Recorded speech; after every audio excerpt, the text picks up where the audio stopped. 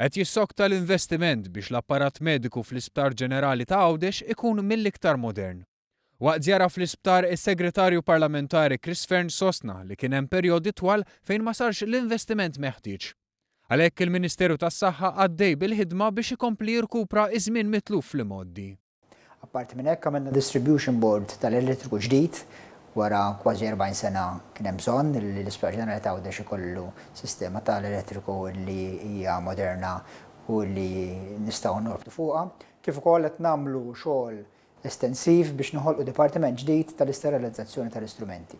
Dan huwa dipartiment li ħajkollu apparat li huwa fost l-aqwa fid-dinja u bekk nkunu nistgħu nagħtu servizz dejjem aħjar lill-pazjenti tagħna f'Ghawdex stess. F'konformità mal-aqwa livelli adottati fuq bażi internazzjonali, dan iċ-ċentru ġdid ser ikun kompost minn 4 sezzjonijiet ewlenin. Dik tad-dekontaminizzazzjoni, oħra l-proċess ta' sterilizzazzjoni u żewġ partijiet oħrajn involuti fl-ippakjar u distribuzzjoni tal-prodotti madwar l-Isptar. Is-Segretarju Parlamentari Fearne tenna li l-immodernizzar tal-apparat mhux biss jagħti aktar serħan il-moħħ lill-pazjent, iżda jiffaċilita wkoll ix-xogħol tal-impjegati involuti fid-diversi oqsma tas-saħħa.